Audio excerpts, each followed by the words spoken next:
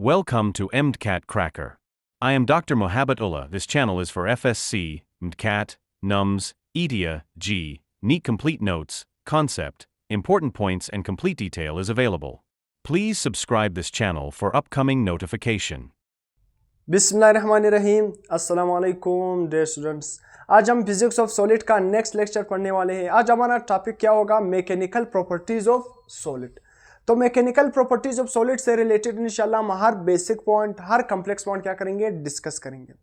पहले से ही बोर्ड पर मैंने एक वेल डिफाइंड कंप्रिहेंसिव नोट्स की फॉर्म में लिखा है ताकि आप लेक्चर के साथ साथ एक अच्छे वेल डिफाइंड नोट्स भी क्या कर सको, डेवलप कर सको। क्योंकि जब आपके एग्जाम के लास्ट दिन चल रहे हो, चाहे कम्पिटिटिव एग्जाम हो या चाहे आपके सेकेंड ईयर के बोर्ड एग्जाम चल रहे हो, तो लास्ट दिनों में आपके लिए नोट्स बहुत ही इंपॉर्टेंट होते हैं।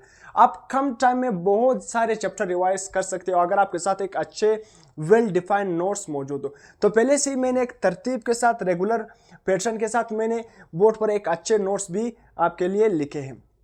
तो काइंडली अगर आप चैनल पर नए हो तो चैनल को सब्सक्राइब कर देना, बेल आइकन की घंटी को पुश कर देना ताकि आपको तमाम आने वाली लेक्चर की नोटिफिकेशन मिल सके।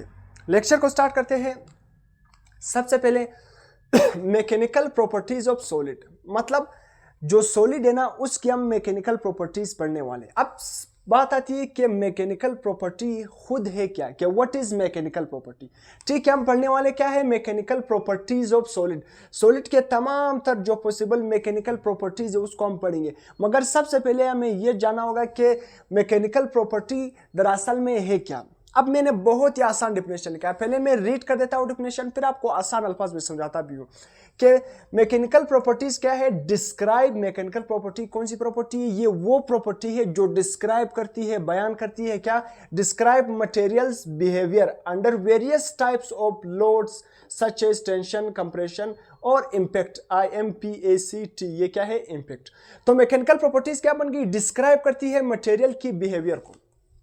क्या मैकेनिकल प्रॉपर्टीज कौन सी प्रॉपर्टीज है? वो प्रॉपर्टीज है जो मटेरियल की बिहेवियर को डिस्क्राइब करती है अंडर स्ट्रेस की कंडीशन में। अंडर स्ट्रेस की कंडीशन में जब हम उस पर स्ट्रेस लगाएंगे तब ये क्या करेगी, उस मटेरियल की प्रॉपर्टी को क्या करेगी, डिफाइन करेगी, डिस्क्राइब करेगी। फिर से समझा रहा हूं कि मैकेनिकल प्रॉपर्टीज कौन सी प्रॉपर्टीज है। ये वो प्रॉपर्टी है जो किसी भी मटेरियल की क्या करेगा, किसी भी मटेरियल की बिहेवियर को डिस्क्राइब करेगा under various type of loads. Loads का मतलब क्या है?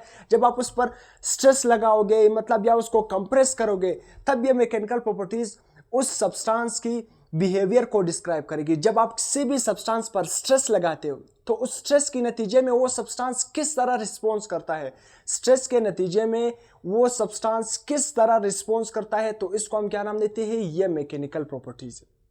तमाम तर जो इसकी ब्रॉड कैटेगरी में आएगी, ये तमाम तर मैकेनिकल प्रॉपर्टीज होगी।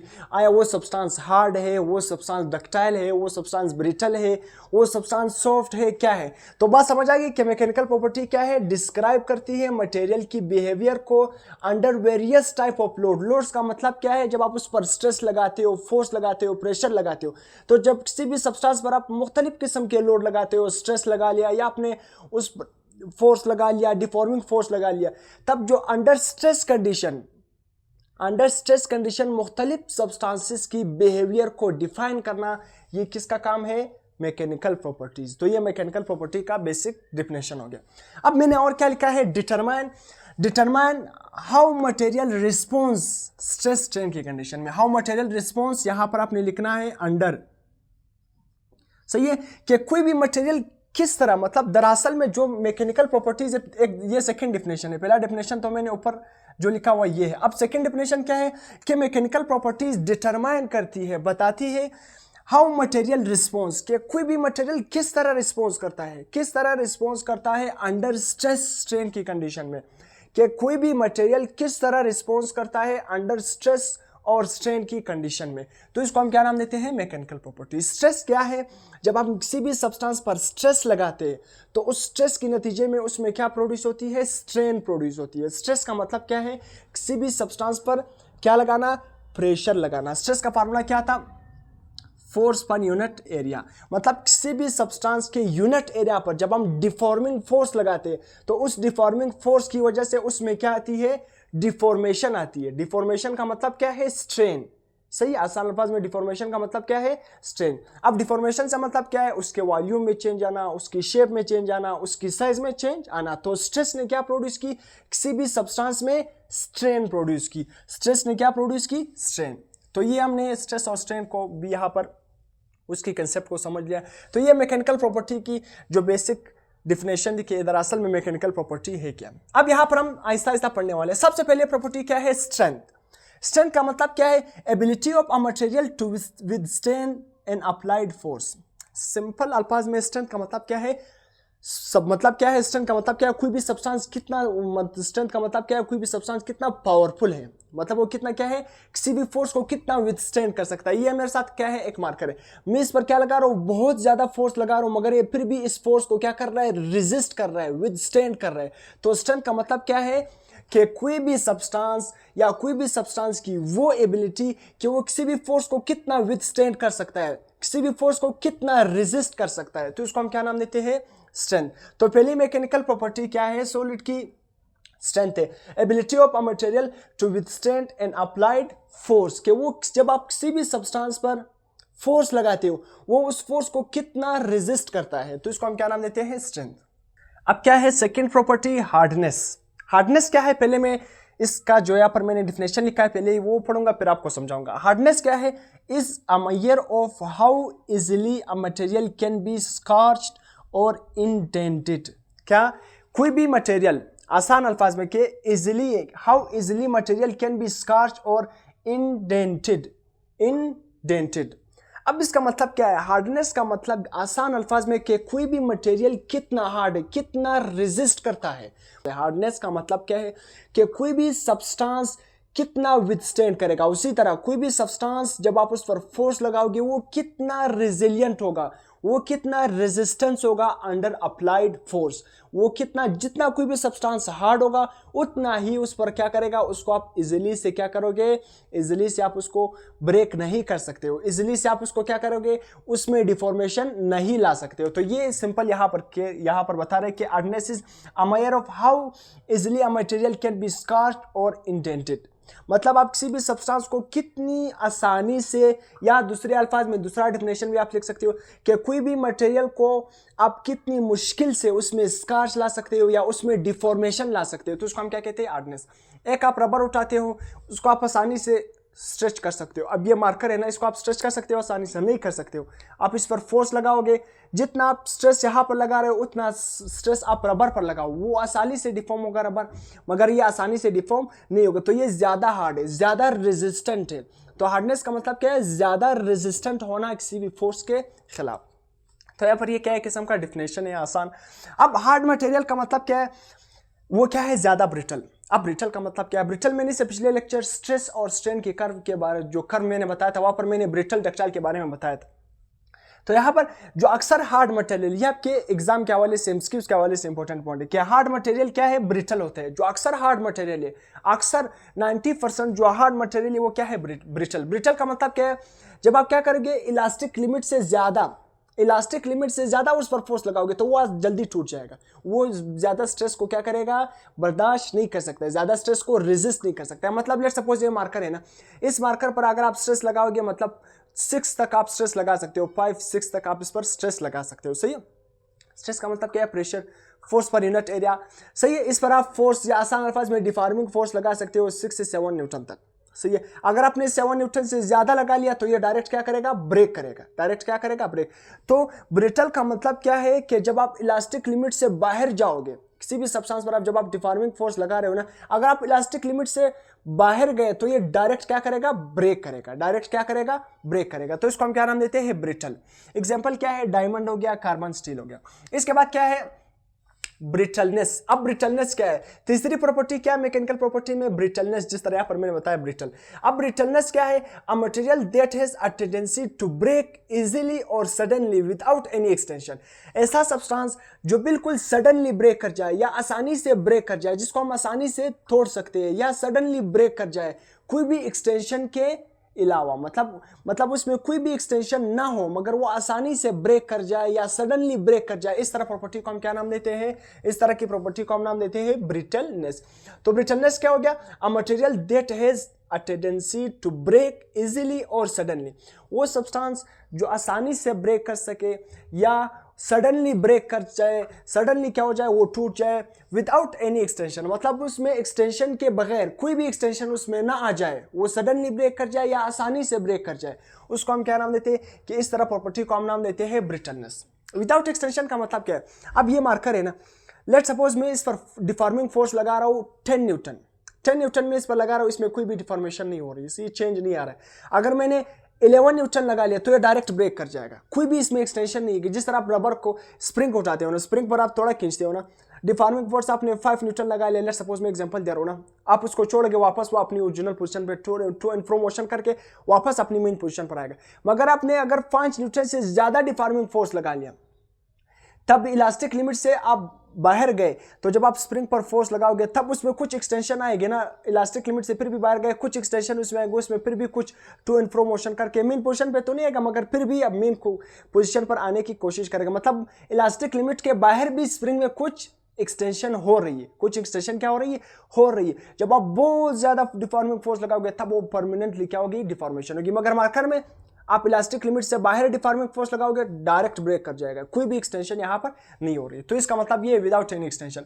एग्जांपल क्या है, कंक्रीट हो गया, कास्ट आयरन हो गया, जो हमारे साथ कास्ट आयरन क्या है, एक किस्म का एलाई है, सही है, आयरन का क्या है, एलाई, मतलब एलाई का मतलब क्या है, मिक्सचर ऑफ डिफरेंट मेटल्स, ये क्या है, कास्ट आयरन एक एलाई है, और सेरामिक मटेरियल वगैरह, ये इसके एग्जांपल है। टफनेस आ गया, a material that absorb infect well is tough, वो मटेरियल जो क्या करेगा, किसी भी इन्फेक्ट यहां पर मैंने समझाया था, इन्फेक्ट का मतलब क्या है, कंप्रेशन, टेंशन या लोड। जब कोई भी सब्सटेंस पर आप कंप्रेशन लगाते हो, उस पर स्ट्रेस लगाते हो, मतलब डिफॉर्मिंग फोर्स लगाते हो, वो उस डिफॉर्मिंग फोर्स को कितना एब्जॉर्ब कर सकता है, ये क्या है, किसी भी सब्सटेंस की टफनेस प्रॉपर्टी को डिफाइन करती है।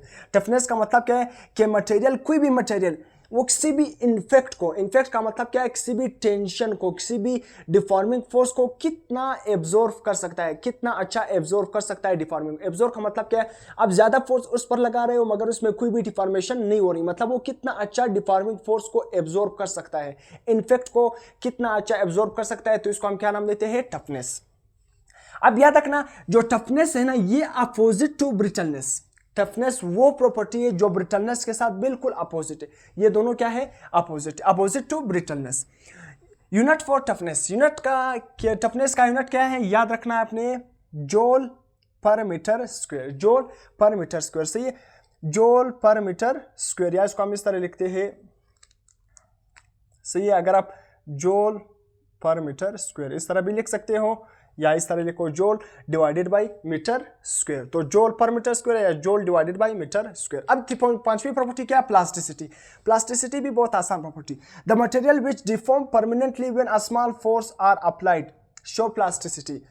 अब क्या है प्लास्टिसिटी का मतलब क्या है, अगर आप किसी भी सब्सटेंस पर क्या लगाते हो, डिफॉर्मिंग फोर्स लगाते हो, मतलब स्ट्रेस लगाते हो किसी भी सब्सटेंस पर, जब आप किसी भी सब्सटेंस पर डिफॉर्मिंग फोर्स लगा लिया ना, तो उस फोर्स की नतीजे में अगर उसमें परमानेंट डिफॉर्मेशन आ गया, परमानेंट चेंज आ गया उसकी शेप, साइज, लेंथ, वॉल्यूम में, तो उसको हम क्या नाम देते हैं, प्लास्टिसिटी। मतलब फिर से समझा रहा हूं, प्लास्टिसिटी वो प्रॉपर्टी है जब आप किसी भी सब्सटेंस पर डिफॉर्मिंग फोर्स लगा लिया, जब डिफॉर्मिंग फोर्स लगा लिया आपने उस किसी भी सब्सटेंस पर, उसमें परमानेंट डिफॉर्मेशन होगी। परमानेंट डिफॉर्मेशन का मतलब क्या है, अगर आपने उस डिफॉर्मिंग फोर्स को रिमूव भी कर लिया तो वो सब्सटेंस अपनी ओरिजिनल पोजीशन पर नहीं आएगा, उसमें परमानेंट डिफॉर्मेशन होगी।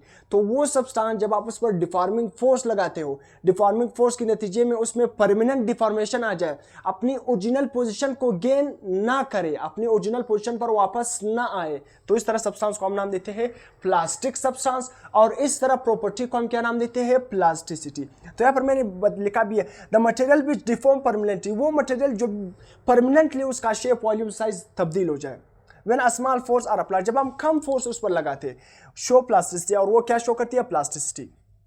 अब एग्जांपल क्या है, प्लास्टीन एंड क्ले। प्लास्टीन क्या है, अभी एक ग्रेन अर्थ का मटेरियल है, सही है, प्लास्टीन और क्ले दोनों एक ग्रेन मटेरियल है, क्या है, अर्थ का, सही है, ये प्लास्टीन और क्ले, ये कौन सी प्रॉपर्टी शो करती है, प्लास्टिसिटी शो करती है। तो एग्जांपल क्या है, प्लास्टीन एंड क्ले।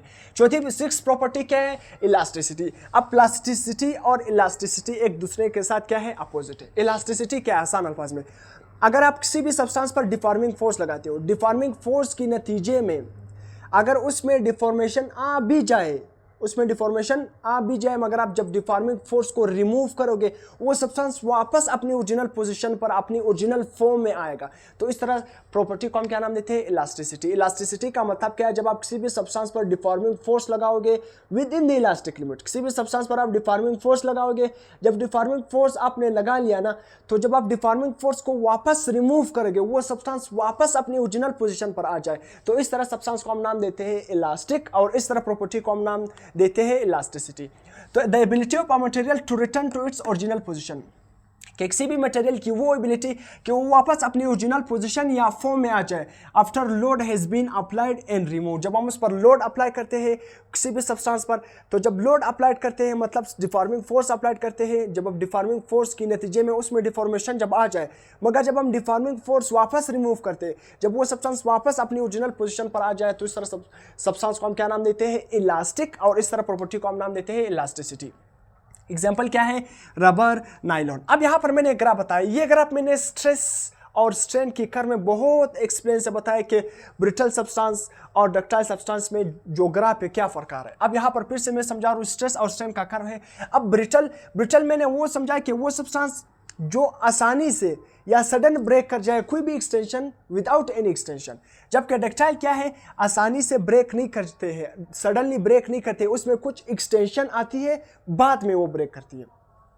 तो यहां पर ये ब्रिटल का ग्राफ देखो, यहां पर स्ट्रेस और स्ट्रेन हमने अप्लाई कर रहे थे, यहां पर स्ट्रेस, ठीक है, स्ट्रेस और स्ट्रेन यहां पर स्ट्रेट लाइन आ रहे हैं, तो मतलब स्ट्रेस और स्ट्रेन का डायरेक्ट रिलेशन है, स्ट्रेस की बढ़ने से स्ट्रेन भी बढ़ रहा था, तो यहां पर डायरेक्ट रिलेशन। जब भी हम इलास्टिक लिमिट से बाहर चले गए, थोड़े से इलास्टिक लिमिट से बाहर चले गए, डायरेक्ट वो सब्सटेंस क्या कर दिया? देखो इस पॉइंट पर डायरेक्ट वो सब्सटेंस ब्रेक कर गया। तो ये ब्रिटल का ग्राफ है। जबकि डक्टाइल का ग्राफ देखो, यहां तक ग्राफ बिल्कुल सीधा आ रहा है ना, ग्राफ बिल्कुल स्ट्रेट आ रहा है, तो मतलब यहां पर स्ट्रेस और स्ट्रेन में डायरेक्ट रिलेशन है। सब्सटेंस अपनी ओरिजिनल पोजीशन में आने की कोशिश कर सकता है, मतलब अपनी ओरिजिनल पोजीशन गेन कर सकता है। ब्रिटल में भी आप देख सकते हो इस पॉइंट पर, और डक्टाइल में भी ये वो पॉइंट है, अगर आप उससे डिफॉर्मिंग फोर्स रिमूव करोगे, अगर सब्सटेंस ब्रिटल हो या डक्टाइल, वो वापस अपनी ओरिजिनल पोजीशन में आ जाएगा, ओरिजिनल पोजीशन में आ जाएगा। या मतलब इस लकीर से नीचे जो ब्रिटल सब्सटेंस है या डक्टाइल सब्सटेंस है, दोनों कौन सी प्रॉपर्टी शो करती है? इलास्टिसिटी शो करती है, अपनी ओरिजिनल पोजीशन में आने की कोशिश कर सकते हैं, मतलब अपनी ओरिजिनल पोजीशन में आ सकते हैं। जबकि इस पॉइंट के बाद जो ये लकीर से ऊपर है ना, लकीर से ऊपर मतलब ये लकीर से नीचे ये वाला जो रीजन आप कह सकते हो ना, ये वाला रीजन, इसको हम क्या नाम देते हैं कि ये कौन सा रीजन है? इलास्टिक। सब्सटेंस अपनी ओरिजिनल पोजीशन वापस रीगेन कर सकता है अगर आप स्ट्रेस को रिमूव करोगे, मगर इस लकीर से जो बाहर, ये वाला लकीर से अगर आप बाहर जाओगे, ये वाला जो रीजन बाद में आ रहा है, ये पूरा रीजन जो आ रहा है ना, ये पूरा रीजन क्या है? प्लास्टिक का मतलब क्या है? ये वो रीजन है जब आप स्ट्रेस को रिमूव भी करोगे तब वो सब्सटेंस अपनी ओरिजिनल पोजीशन में नहीं आ सकता है, परमानेंट डिफॉर्मेशन होगी। अब डक्टाइल का ग्राफ में समझा रहा था, देखो इस पॉइंट पर आ गया ना डक्टाइल। अब डक्टाइल सब्सटेंस वो है, वो इजीली ब्रेक नहीं कर सकता है, उसका ग्राफ चल रहा है ना, उसमें देखो परमानेंट डिफॉर्मेशन तो आ रहा है, प्लास्टिक तो हो गया, मतलब उसमें परमानेंट डिफॉर्मेशन होगी, अगर आप स्ट्रेस रिमूव भी करोगे वो वापस अपनी ओरिजिनल पोजीशन पर नहीं आएगा, मगर फिर भी उसमें कुछ एक्सटेंशन हो रहा है, ब्रेक नहीं कर रहे हैं, सडनली एक्सटेंशन हो रहा है, इस पॉइंट पर आकर वो सब्सटेंस क्या हो गया? ब्रेक कर गया, ग्राफ खत्म हो गया। तो ये किसका ग्राफ है? डक्टाइल क्या है? आसानी से ब्रेक नहीं करते, उसमें कुछ एक्सटेंशन होती है, बाद में ब्रेक करती है। जबकि ब्रिटल क्या होती है? जब आप उस पर आसानी से ब्रेक करते हैं या सडनली ब्रेक करती है, मगर उसमें कोई भी एक्सटेंशन नहीं होती है, जब इलास्टिक लिमिट के बाहर आप फोर्स उस पर लगाते हो, डिफॉर्मिंग फोर्स। तो यहाँ तक आप नोट कर सकते हो। इसके बाद 1-2-3 प्रॉपर्टी है और इसको हम डिफाइन करते हैं, फिर इस लेक्चर को एंड करते हैं। अब प्रॉपर्टी नंबर 7 क्या कहती है? एबिलिटी टू रेजिस्ट बेंडिंग, मतलब किसी भी सॉलिड सब्सटेंस की वो एबिलिटी कि वो बेंडिंग को कितना रेजिस्ट करती है। ये मार्कर है ना, एक मार्कर है मेरे साथ, ये है और एक ये है। ये क्या है? थोड़ा मोटा है, मतलब ज़्यादा हार्ड है, और ये क्या है? इतना ज़्यादा हार्ड नहीं है, ये पतला है। या आप आसान कह सकते हो, ये एक मार्कर है, ये दूसरा मार्कर है, ये ज़्यादा हार्ड है और ये इतना हार्ड, ये क्या है? सॉफ्ट है। वो सब्सटेंस जब मैं हार्ड पर लगाऊंगा फोर्स, डिफॉर्मिंग फोर्स लगाऊंगा, जब मैं इस पर हार्ड पर लगाऊंगा डिफॉर्मिंग फोर्स, तो ये बेंडिंग को ज्यादा रेजिस्ट करता है, मतलब ज्यादा आसानी से नहीं मोड़ सकता है ना, तो बेंडिंग को ज्यादा रेजिस्ट करेगा हार्ड सब्सटेंस। जबकि ये इतना ज्यादा हार्ड नहीं है, जब मैं इस पर कम फोर्स लगाऊंगा, कम डिफॉर्मिंग फोर्स लगाऊंगा, ये आसानी से बेंड हो जाएगा। तो स्टिफनेस किस चीज को डिफाइन करती है कि कोई भी सब्सटेंस बेंडिंग को कितना रेजिस्ट करती है। हार्ड मटेरियल ज्यादा स्टिफ होता है जबकि सॉफ्ट मटेरियल कम स्टिफ होता है। इसके बाद प्रॉपर्टी नंबर 8, डक्टिलिटी। अभी मैंने एक ग्राफ समझाया था आपको डक्टाइल सब्सटेंस का और ब्रिटल सब्सटेंस का। तो डक्टिलिटी क्या है? Ability to be drawn out into thin wires और थ्रेड। किसी भी सब्सटेंस की वो प्रॉपर्टी जब हम उसको क्या करते हैं, जब हम उस पर फोर्स लगाते हैं, फोर्स के नतीजे में वो क्या होती है, थिन वायर वगैरह, शीट वगैरह में कन्वर्ट हो जाती है। इस तरह प्रॉपर्टी को हम नाम देते हैं डक्टिलिटी। फिर से समझा रहा हूँ, डक्टिलिटी का मतलब क्या है कि किसी भी सॉलिड सब्सटेंस की वो एबिलिटी जब हम उस पर फोर्स लगाते हैं तो उस फोर्स के नतीजे में कितनी आसानी से वो थिन वायर वगैरह में कन्वर्ट हो जाती है या शीट वगैरह में कन्वर्ट हो जाती है। इसको हम नाम देते हैं डक्टाइल सब्सटेंसेस या डक्टिलिटी। अब इसके बाद क्या है, जिस तरह एग्जांपल क्या है, गोल्ड। गोल्ड आपने देखा है, जिस तरह हम गोल्ड फाइल बनाते हैं, रदरफोर्ड ने भी अपने एक्सपेरिमेंट में एक गोल्ड फाइल यूज किया, तो उसने भी गोल्ड पर फोर्स लगाया, उसको एक थिन फॉइल में कन्वर्ट कर दिया। इसी तरह क्या है, कॉपर की वायर, जिस तरह हम घरों वगैरह में बिजली वगैरह के लिए यूज करते हैं, कॉपर वायर थिन बहुत ज्यादा प्रेस करते हैं उस पर, फिर हम क्या करते हैं, एक थिन वायर इस तरह बनाते हैं कॉपर वायर। तो उसी तरह स्टील, ब्रास वगैरह, ये सारे क्या है, डक्टाइल सब्सटेंस। अब डक्टाइल सब्सटेंसेस आसानी से ब्रेक नहीं करते, क्यों? मैंने आपको बताया, डक्टाइल सब्सटेंसेस पर जब आप डिफॉर्मिंग फोर्स लगाते हो विदाउट, मतलब इलास्टिक लिमिट के बाहर, जब आप फोर्स लगाते हो उस पर इलास्टिक लिमिट के बाहर, तो वो सब्सटेंस क्या करती है, वो सब्सटेंस में डिफॉर्मेशन तो परमानेंट होती है, मगर परमानेंट डिफॉर्मेशन के साथ साथ जब आप और स्ट्रेस लगाओगे, मगर और स्ट्रेस लगाओगे, उसमें डिफॉर्मेशन उतनी ही परमानेंट होती जाएगी, होती जाएगी, होती जाएगी, और डिफॉर्मेशन होती जाएगी, मगर आसानी से ब्रेक नहीं कर जाती है। उसमें कुछ एक्सटेंशन होती है, बाद में ब्रेक कर जाती है। जबकि ब्रिटल वो सब्सटेंसेस थी, जब आप उस पर फोर्स लगाती थी तो वो जब इलास्टिक लिमिट से बाहर वो फोर्स चली जाती तो उसमें डिफॉर्मेशन तो परमानेंट होती, मगर इलास्टिक लिमिट से बाहर होते ही वो जल्दी ब्रेक कर जाते थे, सडनली ब्रेक कर जाते थे, कोई भी एक्सटेंशन उसमें नहीं होती थी ब्रिटल सब्सटेंस में। जबकि डक्टाइल सब्सटेंस में क्या होती है, एक्सटेंशन के बाद ये फिर ब्रेक करती है। तो यहाँ पर क्या है, ये मैंने ग्राफ बना, यहाँ पर अभी आपको समझाया भी था, मैं फिर से बना रहा हूँ। ये क्या है, ब्रिटल सब्सटेंस का ग्राफ, जबकि ये ग्राफ क्या है, डक्टाइल सब्सटेंस का। मतलब ब्रिटल सब्सटेंस ये क्या है, जब भी इलास्टिक लिमिट से आप थोड़ा बाहर गए, ये ब्रिटल सब्सटेंस आसानी से क्या कर गए, ब्रेक। ये ब्रिटल सब्सटेंस का क्या है, ग्राफ। जबकि ये वाला ग्राफ, जब आप इलास्टिक लिमिट से बाहर भी गए फिर भी इसमें डिफॉर्मेशन तो परमानेंट आ रही है, मगर बाद में बहुत सारा एक्सटेंशन हो गया, तब ये क्या कर गई, ब्रेक कर गई। ये पॉइंट क्या है, ये ग्राफ किसका है, डक्टाइल का है। डक्टाइल में ये क्या हो रही है, ये एक्सटेंशन हो रही है, क्या एक्सटेंशन, परमानेंट डिफॉर्मेशन के बाद फिर उसमें क्या आएगी, डक्टाइल सब्सटेंस में एक्सटेंशन भी आएगी, बाद में वो ब्रेक कर जाएगी। जबकि ब्रिटल सब्सटेंस में जब परमानेंट डिफॉर्मेशन स्टार्ट होते ही वो क्या कर जाएगी, ब्रेक कर जाएगी, मतलब नो एक्सटेंशन, इसमें कोई भी एक्सटेंशन नहीं आ रहा है, कोई भी एक्सटेंशन नहीं आ रहे, तो ये क्या करती है, जल्दी ब्रेक कर जाती है। तो यहाँ तक हमने तमाम तर मैकेनिकल प्रॉपर्टीज ऑफ सॉलिड को पढ़ लिया। अगर आपको लेक्चर पसंद आ गया, काइंडली चैनल को सब्सक्राइब कर देना, सपोर्ट कर देना। टिल देन, अल्लाह हाफिज़।